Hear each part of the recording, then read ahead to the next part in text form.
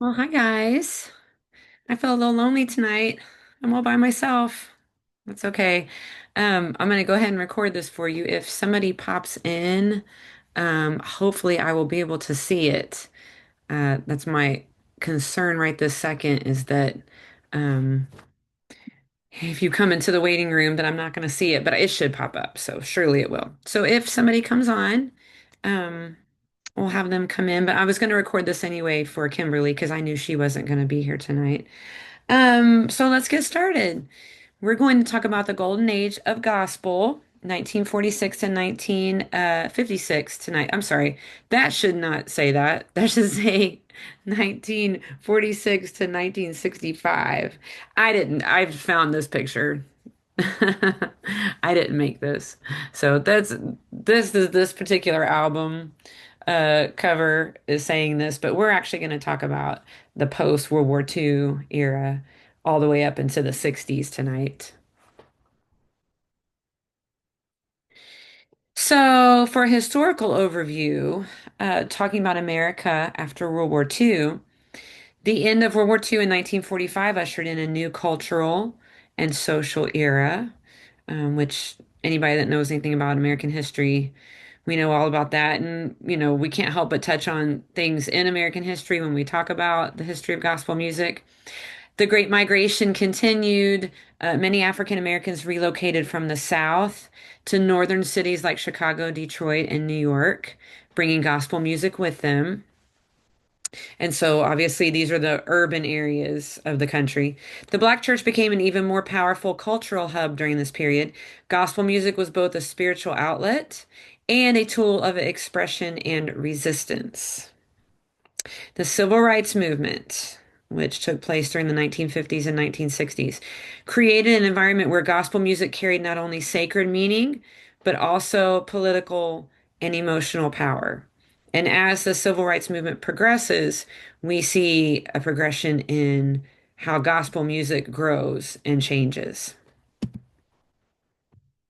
So, defining the golden age of gospel music, yeah, and these are my dates, 1945 to 1965. Are characterized by explosive growth in quartets and solo artists gaining national audiences. And I know chapter 11 in Darden's textbook talks about some of the great gospel groups. I'm not going to talk tonight a whole lot about the groups that he mentions in chapter 11. I mean, you can read about the Soul Stirrers. The Soul Stirrers were actually a very famous group. Some of the ones that he talks about in this chapter aren't people that I am really familiar with. And not that that means anything, but I kind of wanted to just primarily focus tonight on the people who I feel like had the biggest voices during this time period. I just feel like in chapter 11 he brings a lot of kind of outliers into what he's talking about. Professional touring circuits. So, this became very popular. And of course, this is something that we know very well today. There's always somebody on tour, there's always somebody holding a concert somewhere and advertising it on social media. So, this is, very common still today. But this is the era of when the touring circuit started. Recording opportunities through independent black-owned labels. So this was a big deal, the opportunity to record their music. A distinctive gospel sound rooted in the holiness and Pentecostal tradition. And this is where the distinctive sound definitely came from the Pentecostals. And we've talked quite a bit about that. Gospel began to cross over into mainstream media, influencing soul, R&B, and eventually pop music. And we're going to talk tonight a little bit about one of those gospel artists that crossed over, really the first one to make a big crossover. A lot of them, a lot of them recorded some pop music. Um, and by pop music, of course, we just mean what was popular at the time.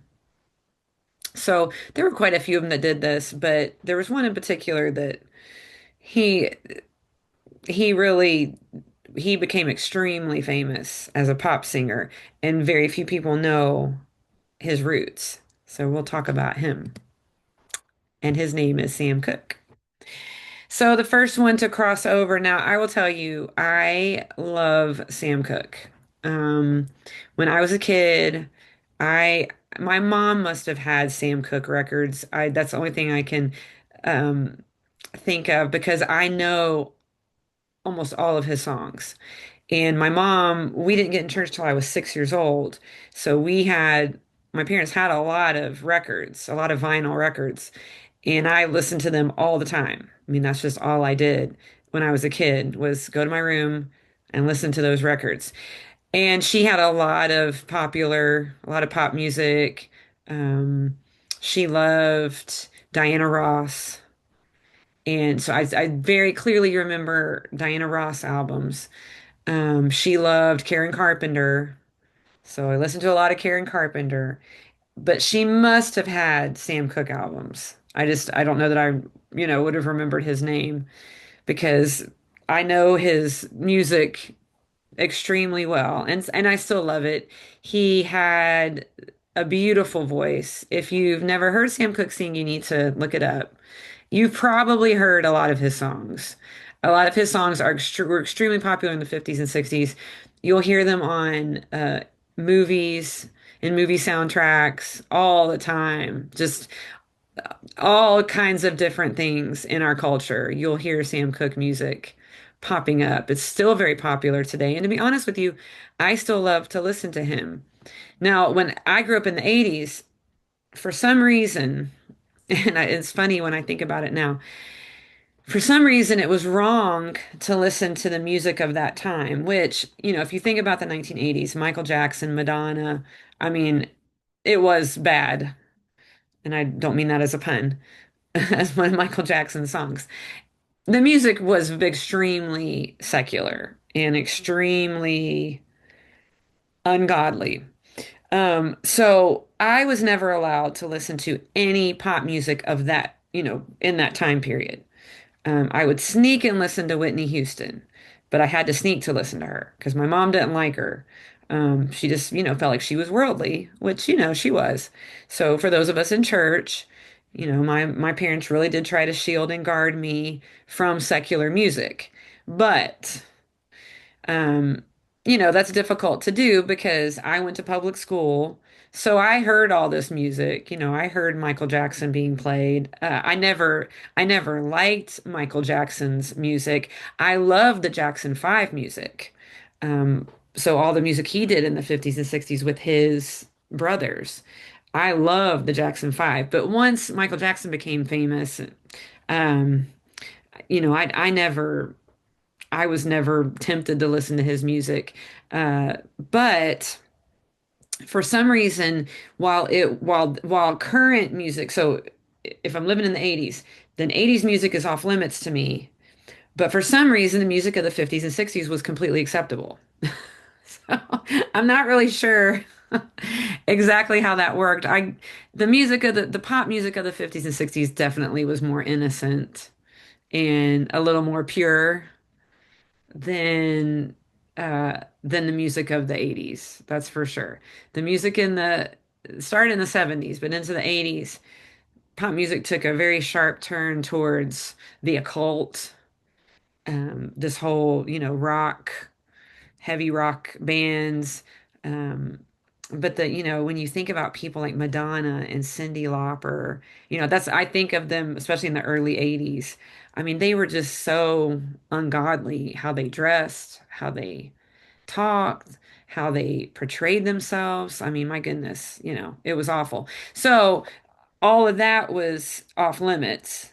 I couldn't have anything to do with that. But for some reason, music like Sam Cooke's was acceptable to listen to. So I did listen to a lot of Elvis and a lot of Sam Cooke and a lot of the Pointer Sisters and a lot of the Diana Ross and the Supremes and all this kind of music.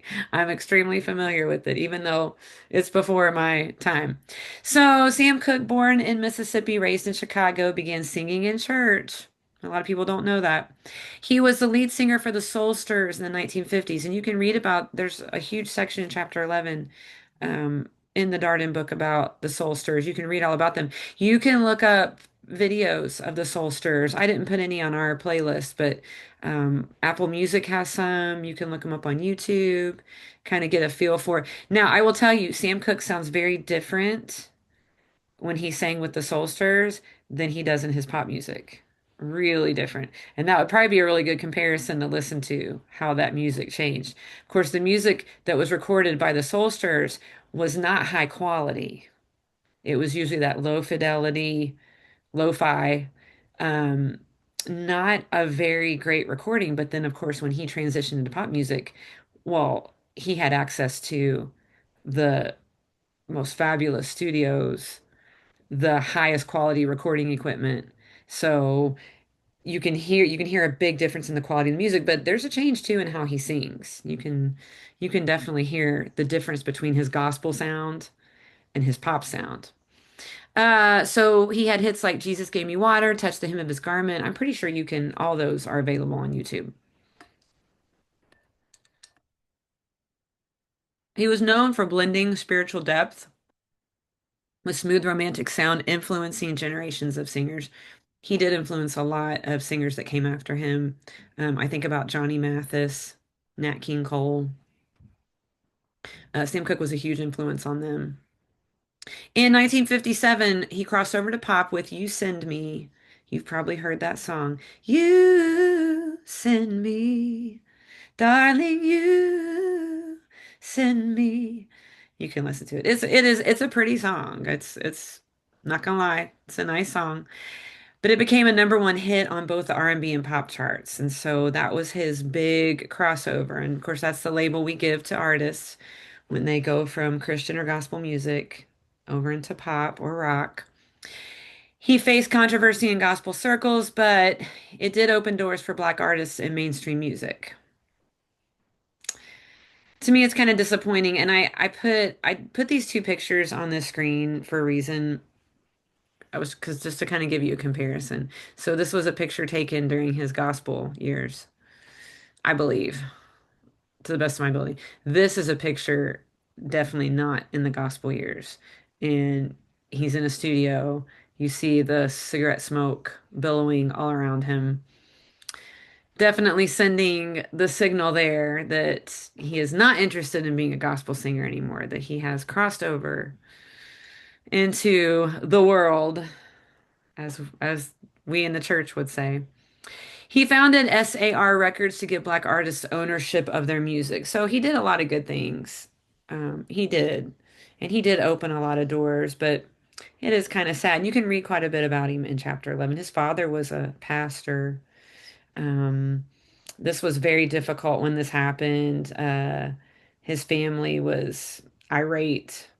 This really hurt them and hurt their, they felt like it hurt their reputation that their son basically backslid, and left to go out into the world. So that's how they would have seen it.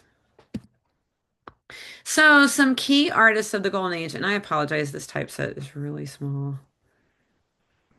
But you could actually probably just print this off if you wanted to. So, of course, we've talked about Mahalia Jackson. Now, I put a picture of Albertina Walker on here, who I love. I love Albertina Walker. Um, Definitely look her up if you've never heard her sing. She's one of my favorites, so I had to put a picture of her on here. We've talked about Mahalia Jackson, the Queen of Gospel, one of the most influential gospel singers of all time, still very popular during this time period. Known for her powerful contralto voice, deep spiritual conviction. Contralto meaning the voice that's a little bit lower than an alto. So, soprano, if you're high soprano, descant soprano, soprano, alto, contralto, a little bit lower. So contralto is kind of the women who sound almost like tenors. Uh, she signed to Apollo Records, later Columbia Records, bringing gospel into living rooms across America. And we're going to talk a bit about the record labels because the record labels play a huge part in gospel music during this time. She performed at major civil rights events, including the 1963 March on Washington. So she very much participated in the civil rights movement. Sally Martin, I believe that we talked about Sally Martin. I I can't quite remember, but I believe we talked about her, known as the mother of the gospel music business. She co-founded Martin and Morris Music Company, one of the earliest Black gospel publishing houses. She helped shape the business infrastructure behind gospel music. So this was a whole different part of gospel music. The people who um, turned it into a business. And of course, this is an important part of music being produced and manufactured and being heard by the masses. Somebody has to produce this. Somebody has to run these studios.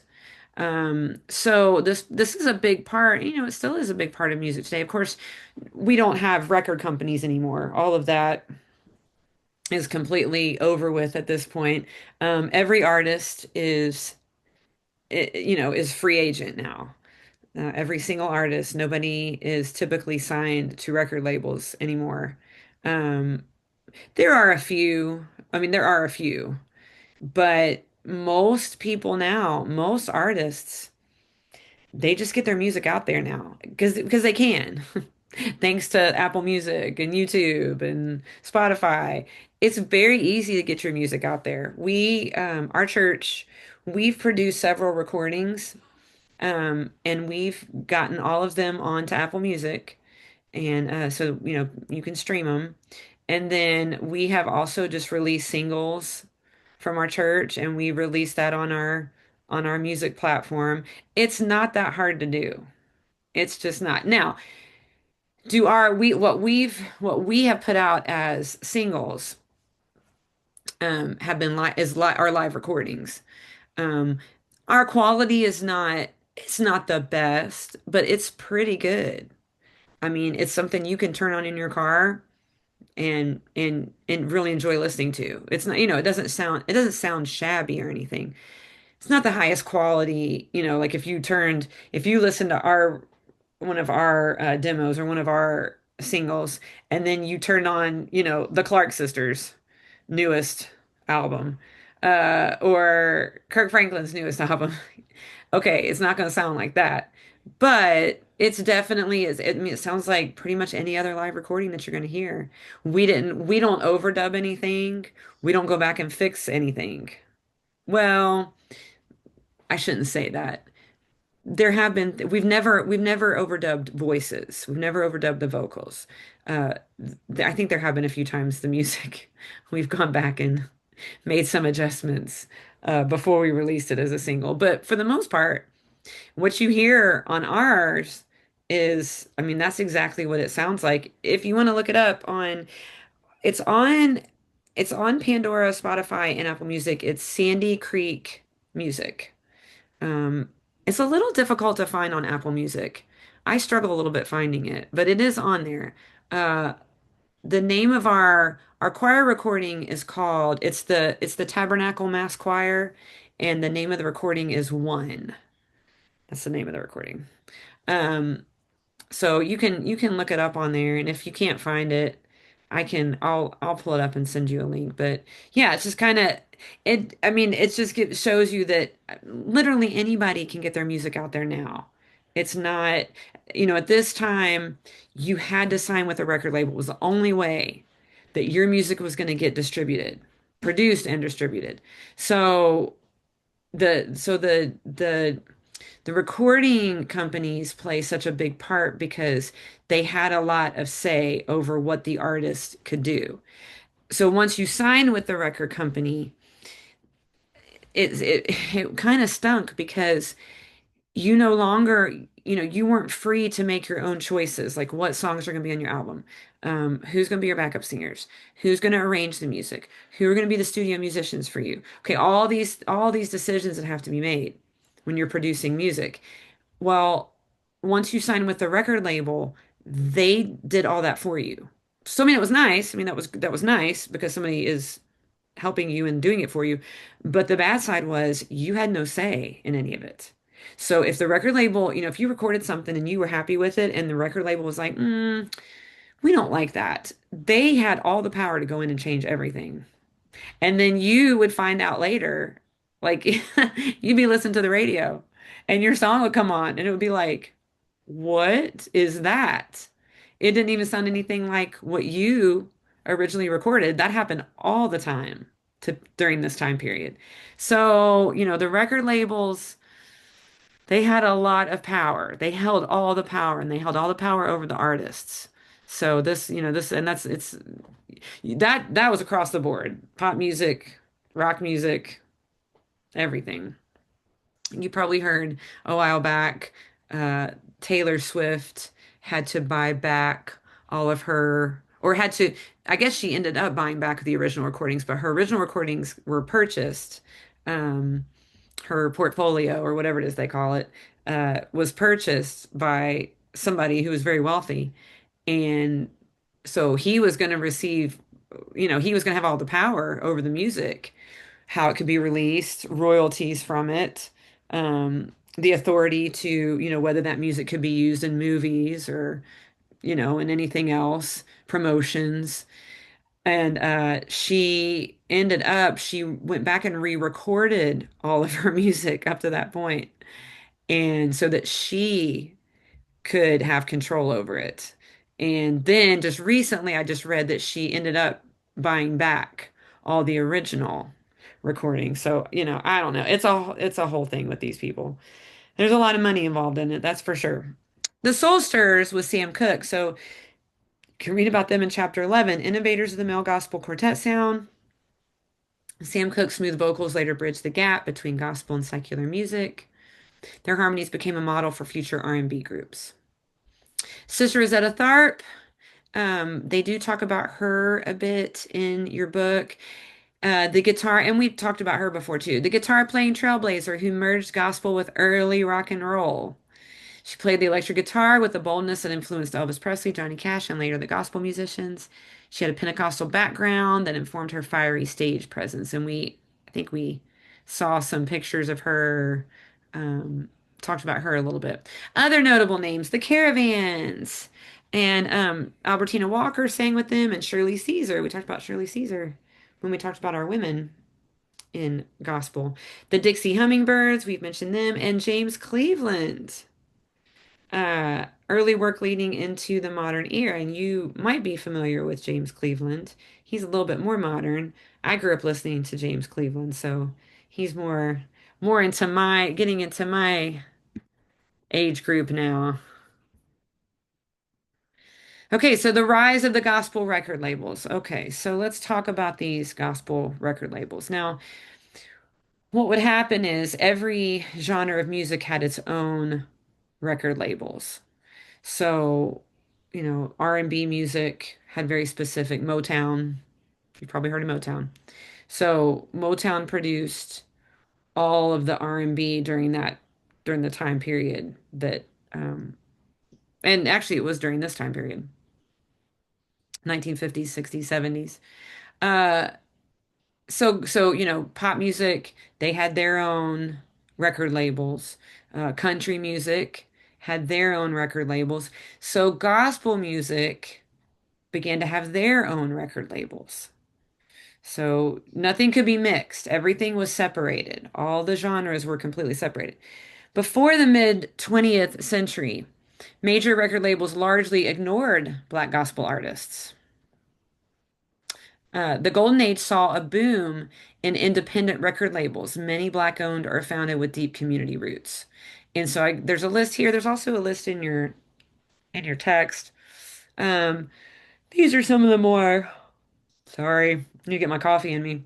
These are some of the more popular ones, the bigger ones. The Specialty Records in Los Angeles, known for artists like the Soul Stirrers and Sister Rosetta Tharpe. VJ Records in Chicago, one of the first black-owned labels to achieve national success. Recorded many gospel artists before expanding into R&B and rock, of course. Almost all these ended up expanding into pop music. Savoy Records, Newark, New Jersey, became one of the most important gospel labels, signing Mahalia Jackson early in her career. So what they would try to have at least like one really famous. I'm so sorry. Now that I'm thinking about yawning, now I'm yawning. These record labels, they would try to hone in on one superstar, because if they had that one superstar, it made it easier to bring other people on. So having Mahalia Jackson mean, she was the premier gospel singer during this time. Apollo Records in New York, and you may have heard of some of these, helped launch Mahalia Jackson's recording success, and Chess Records, primarily blues and R&B, but often collaborated with gospel performers, and they give you a whole list in there. And I just put some pictures of what some of these vinyl 45s looked like. Um, if you don't know what a 45 is, it runs at 45 RPMs on your record player. It was the speed at which the vinyl record would twirl.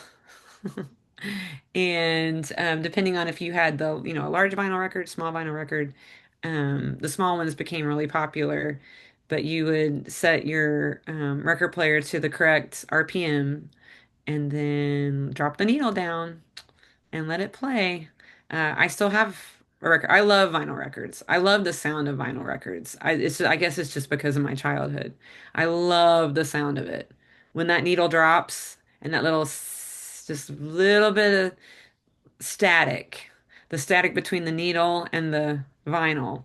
I love that sound. To me, and it's just because I grew up in the 70s and 80s. So that was for a long time, that was all we had to listen to were vinyl records. And now look how they've made a comeback. It's so funny to me how all these kids now, everybody wants a vinyl record. It just cracks me up.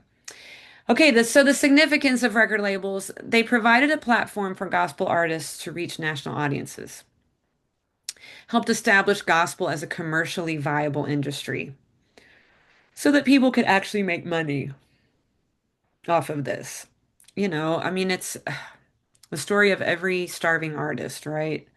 How do I make money off of my art?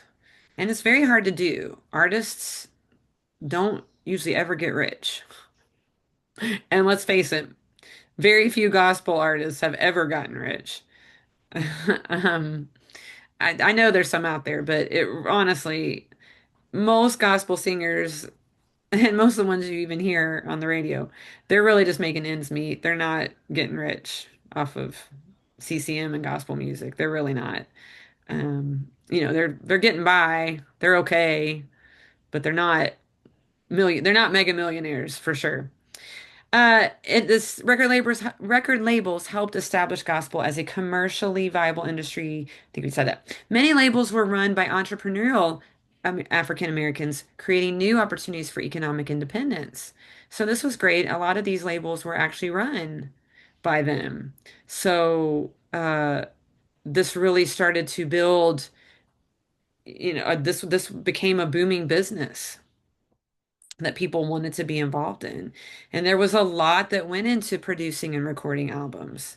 It was a much more complex process back then than it is now. It's technology has made it pretty simple now, as long as you get a good take. And you can really alter anybody's voice now when you want to. What I really appreciate about music of this era is that when you listen to it, and for instance, Sam Cooke, when you listen to this music, you hear little mistakes in it because they didn't have the time. They rented out a studio for, like so many hours, and that's it. That's all they had. That's all they could afford. So whatever got recorded, got produced, uh, and then was sent out to the radio stations. They didn't have time to sit and do take after take after take, and they didn't have the capability of making it of changing anything, um, you know, um, making notes sharper or higher if they were too flat. We can go in now. My husband runs our sound in our church, and every week on our microphones, he puts vocal fix on. And what this does, there's effects in it, to make our voice sound a little more echoey, whatever. Make it sound better. Give it just a more dynamic sound. But he also he fixes a little bit on our pitch. So he can do that live so that what's going out into the live stream, what people are hearing on live stream, sometimes sounds a bit better than it does live. Now he actually can, even through our microphones, the vocal fix is on our, when we're singing, it's coming through the system. So it fix now it can't, okay, it's not a miracle worker, all right? If you've got somebody who just sings flat all the time, it's still gonna sound bad. And there's still music that comes through on our live stream, some of the singing, and I'm like, so it's not really changing anything. But I have noticed for my own self, I know that there have been times that I can, I have my in-ears in. I can hear myself going flat. And I think, oh goodness, that sounded really bad. And I'll go back and I'll listen later on the live stream. It wasn't flat at all. Well, I know I went flat. I heard what came out of my mouth. I heard it very clearly in my ears. Because my microphone is turned way up in my in-ear. So I know exactly what came out. And I know the pitch was not perfect. But then when I listen to the live stream, it actually sounds like the pitch was perfect. So just a little bit I was off, that vocal fix is able to make it just a little more sharp so that I didn't sound flat when everybody else heard it. So yeah, it's kind of interesting. It's amazing what we can do with technology now. And they didn't have any of that back then. So when you listen to these recordings, I'm always just amazed at what they were able to do with just raw vocals, raw instrumental going on in the studio. I mean, what you're hearing is what was recorded. Nothing's been changed, nothing's been fixed. It's sold as is. And I find that so fascinating. And I love to listen to some of the old gospel stuff and hear the little tiny mistakes because that's human. That's music wasn't supposed to be so manufactured that it was completely perfect. It wasn't meant to be like that. And I know people want to release music that's absolutely perfect. When you put it in, everything's balanced, every note is spot on, every little lick and trick lines up perfectly. I know, of course, we're humans and we want perfection and we're usually not happy till we get it. But that's just not reality. Like when we're singing in church, oh my gosh. I mean, stuff happens all the time. I have to, I mess up, somebody else messes up. We have to just keep going, pretend like it didn't happen. I mean, that's reality. That's real music to me. And I just appreciate hearing things like that. And sometimes you can hear them, sometimes on all these old recordings, you can hear them talking in the background. You can hear them laughing. I just love to hear that. To me, that's not unprofessional at all. It's real. It's authentic. And I love it. So I think that's probably why I'm really drawn to music of this era is because I don't know, it sounds the way it's supposed to sound to me. It's not supposed to be perfect. God never asked us to be perfect with our music. He never asked us to sing perfectly. He never asked us to play perfectly. And aren't we glad? Aren't we so glad that that was not a prerequisite of God's? What he did ask was that we give him all of what we have. Here's what I have. I give it all to you, God. And he can take that, however big or little that is. He takes that and he turns it into something anointed and beautiful and powerful. And that's what we really want. We want to know that I didn't manufacture anything here. This didn't come from me. This came because I was willing to yield myself to the presence of God. And the presence of God brought glory into the room. And that's what we want to be said. That's what we want our music to be. And you're not going to find that if you're so busy being perfect. Like do another take, do another take. And where, having to go over it and over and over and over until it sounds just right and everything's just perfect. That's just not how God, those are not things that are important to God. It's important to humans, but it's just not important to God. So the hardships of early Black gospel singers, despite the cultural impact, life was not easy for these pioneers. First of all, oh, and here's a picture of Sam Cooke and his group. Um, I'm going to be honest with you. I looked and looked at this. I cannot tell which one is Sam Cooke. I guess it's the one, the bottom right, the really young one. But man, he doesn't look like that in any of his pictures later on. So I pulled this up and I was looking at it and I'm still looking at it now. I guess that's him on the bottom right. I guess because he would have been the youngest one. The guy on the very top, I don't think that's him. Anyway, he was really young when he was part of the Soulsters, and then of course as he got older, but that was really hard to tell.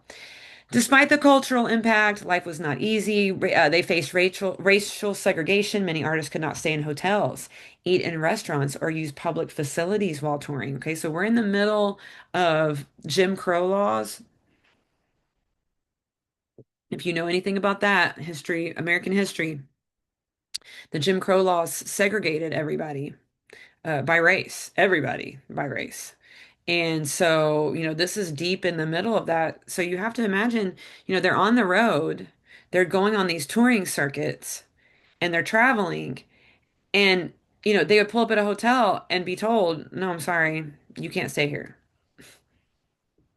and sleep out in their vehicles or camp out. I mean, they're on the road, they're gospel singers touring, and they can't even get into a hotel room. Could certain restaurants couldn't eat in restaurants? Certain ones couldn't use, there were no shared public facilities. So, you'd pull off at a rest area only to be told, no, I'm sorry, you can't use the restroom here. I mean, I mean, I know it sounds so crazy it's just, it's more than my brain can grasp. But just like everything else, we read in the Old Testament, it's easy to, we cast judgment on every era because, and they're gonna our ear is gonna have judgment cast on it too. People are gonna look at us like, what in the world were they doing? Actually, I look around the world right now and say, what in the world are they doing? So actually, it's already here. But anyway, this was just the era in time, and I'd like to think the probably the naive part of me would just like to think that most people didn't feel that way, that it was just a very small group of people that felt that way, but they obviously had a lot of power. But I don't know. I wasn't there. I didn't live during that time, so I truly don't know. I don't know what it would have felt like. I don't know what it was like. And honestly, I'm glad I didn't live during that period. I can't imagine having to live during that period. I'm glad by the time I came along, by the time I was in school, of course, all the schools were completely integrated. My elementary school, I grew up in Salem, Virginia. My elementary school was George Washington Carver Elementary School, and during segregation, because Roanoke, Virginia is considered the South. It's southwestern Virginia, so that was kind of one of the capitals of the South, actually. Richmond, Virginia was just right down the road, and that was the capital of the South. And Roanoke was the second largest city in Virginia. So, yeah, it was you were in the thick of the South when there. So during segregation, they did have all these separate schools. So, you had the school that the white kids went to, you had the school the black kids went to. And this area in Roanoke, Virginia was very diverse area.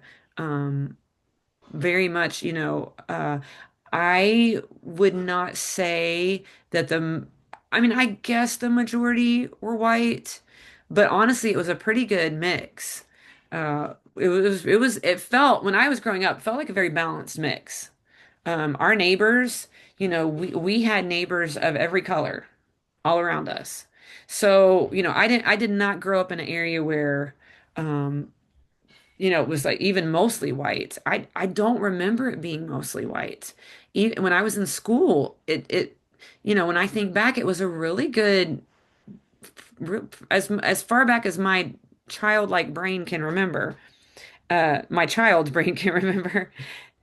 It was a pretty good balance in that area. So there had been a lot of segregation because there was a large black community and of course large white community. So everything had been segregated. So this school that I went to had been the black high school.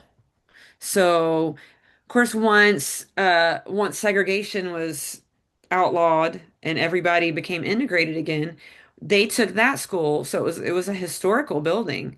They made that school one of the elementary schools because it was smaller.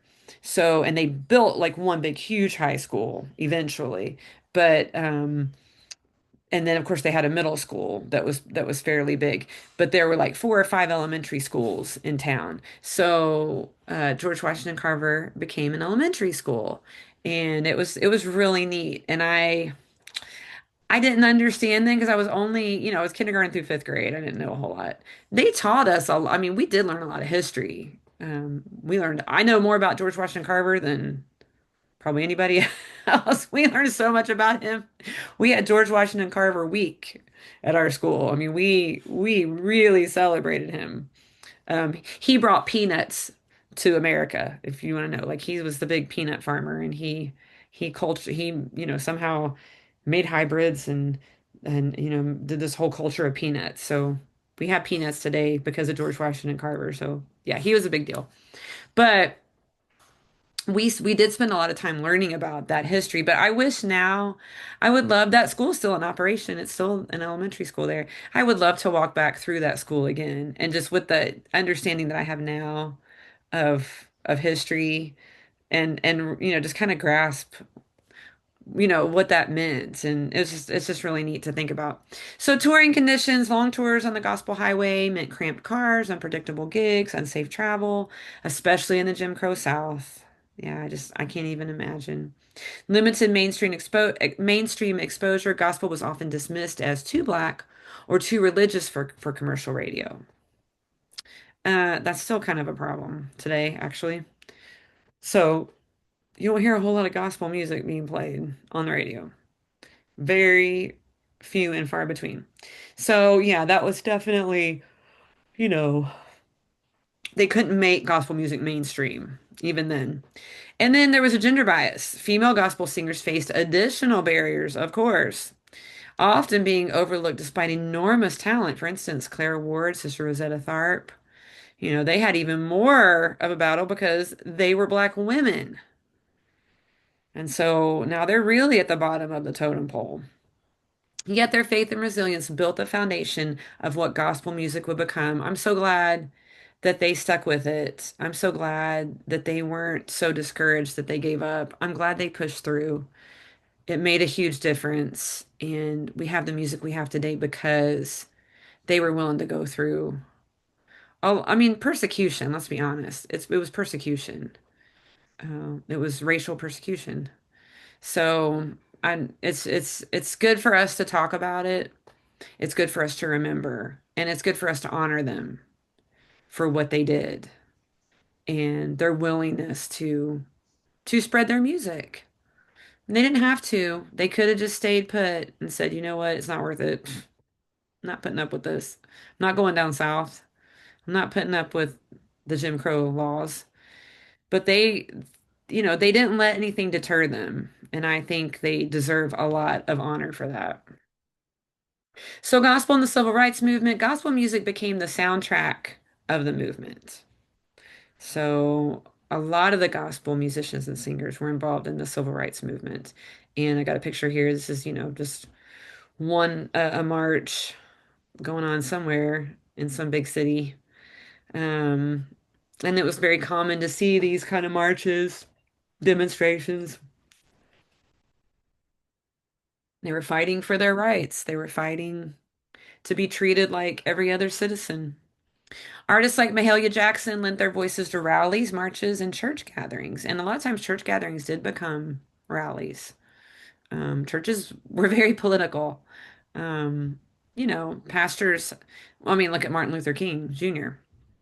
Pastors were oftentimes leaders in the civil rights movement. So the church and the civil rights movement went hand in hand because what was happening, it was human rights were being violated, and the church definitely has to take a stand when human rights are being violated. I mean, I think of all the times the church needs to take a stand, it needs to be when people are being violated and abused and treated like they are not, like they are second-rate citizens when they are indeed are not. We are all the same. So,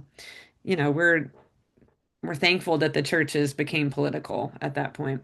Songs such as How I Got Over and We Shall Overcome became anthems of hope and endurance. We Shall Overcome is still one of my, I love that song.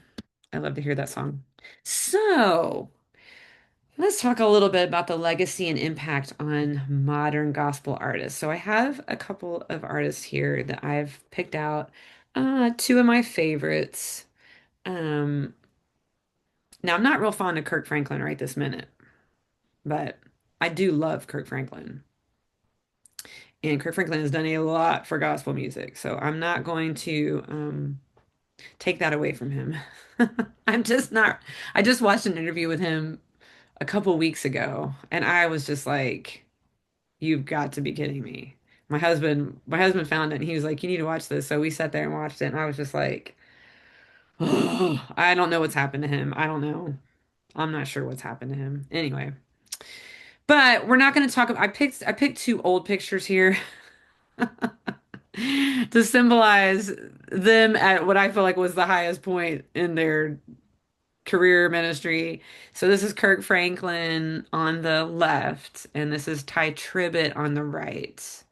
Um, Artistry and struggles of the Golden Age paved the way for these contemporary innovators, and these are two of my favorite gospel innovators. Kirk Franklin, often called the modern Mahalia. I've actually never heard him called that, but the book said he was, so we'll go with it. Built his sound on traditional gospel choirs, fused with modern R&B and hip hop. Um, so Kirk Franklin, he changed gospel music. Um, and all of his older music, I absolutely love. Still listen to it all the time. His older music is just from the 90s, early 2000s.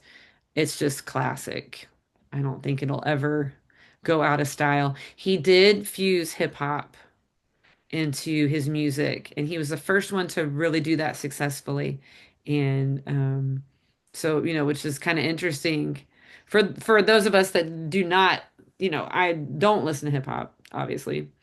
Um, I hope that Christians don't listen to hip hop. I don't think any Christian should be listening to hip hop. But the style of hip hop, I love it in his music. I really do. Then there's Ty Tribbett, and if you haven't ever listened to Ty Tribbett, you're going to this week. Ty Tribbett carries the Pentecostal energy of artists like Rosetta Tharpe and James Cleveland, for sure, blending fiery live performance with contemporary production. Now, if you go down the rabbit hole of listening to Ty Tribbett, I mean, you're going to hear some really interesting stuff. He is one of the most innovative uh, music composers. I mean, I love to listen to his music because it is so interesting.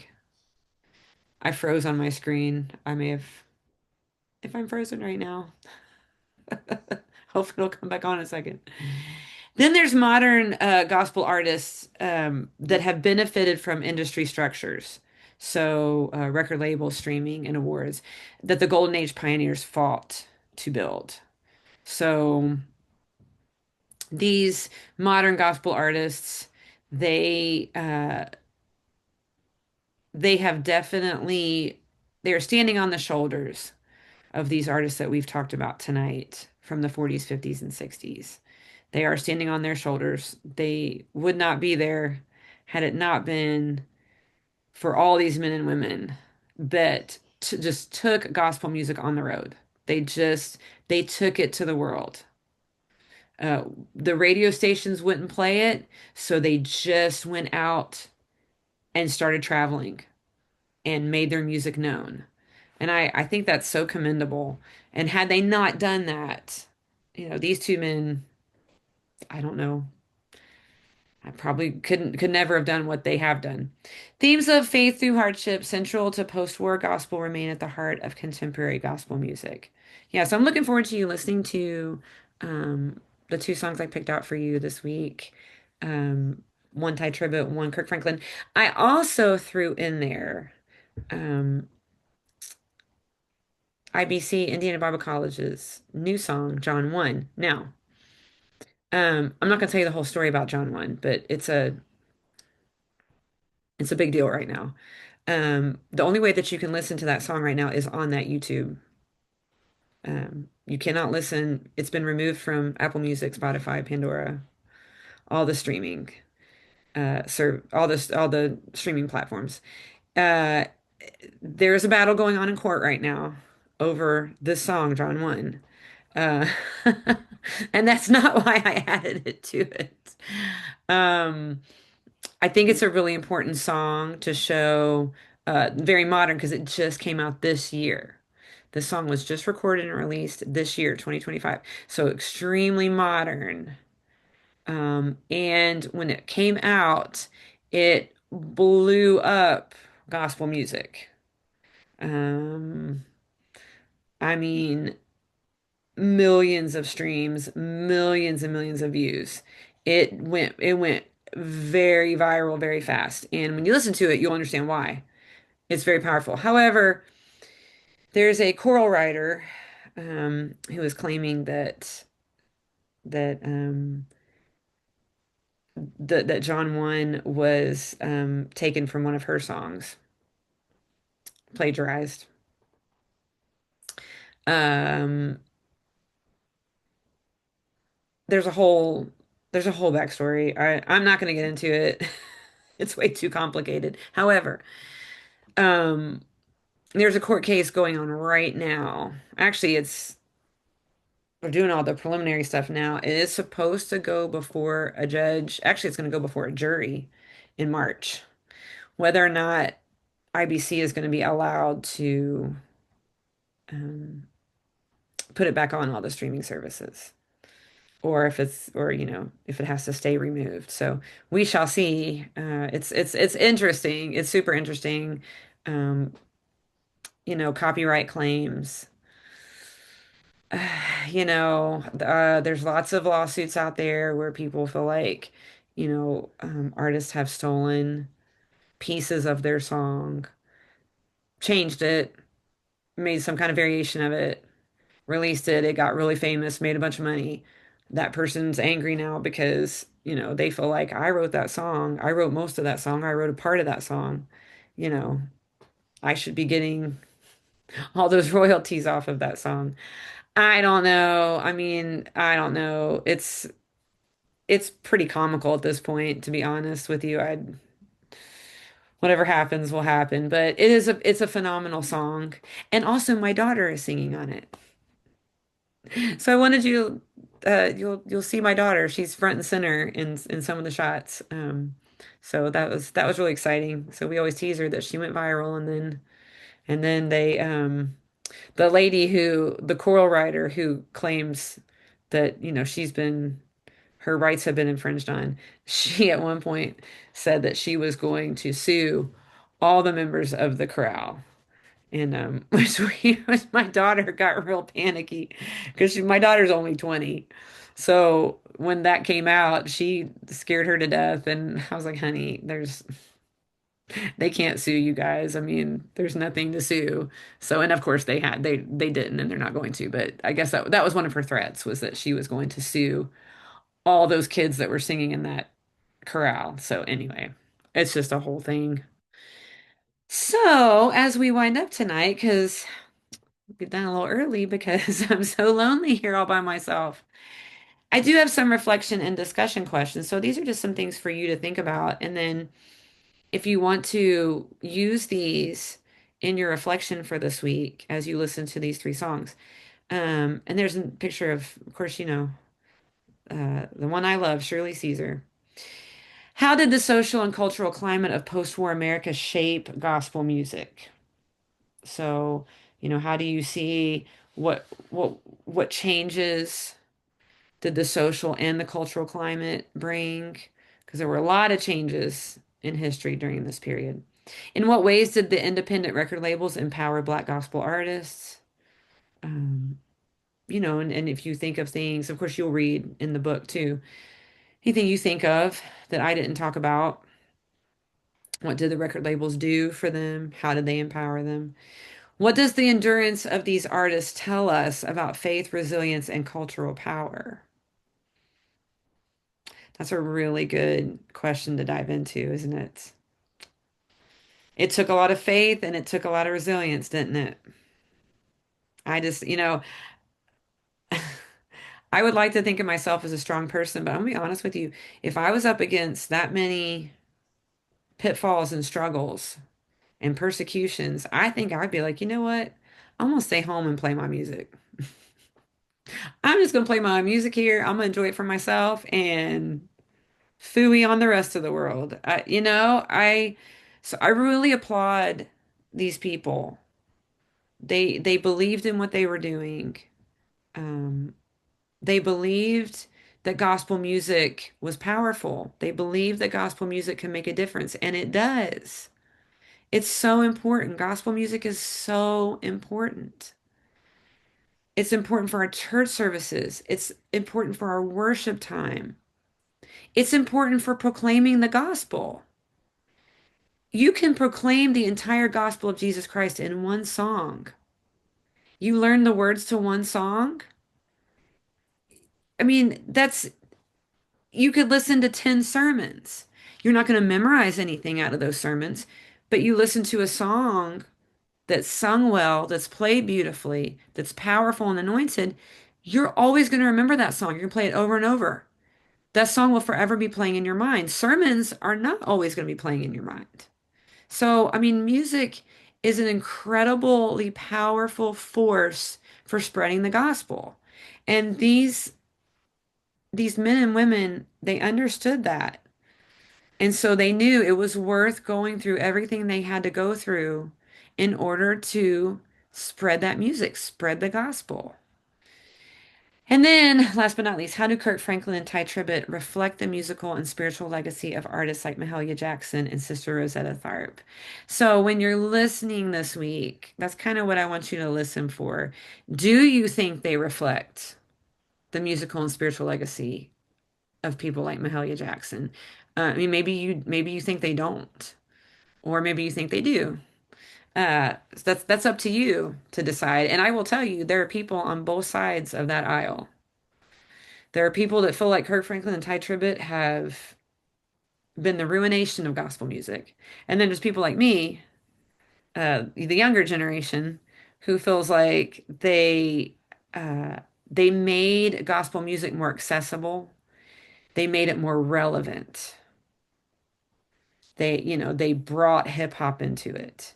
They brought innovation into it. And, we love that in the modern era. We can't get enough musical innovation. We always want to hear something different and something new, something fresh.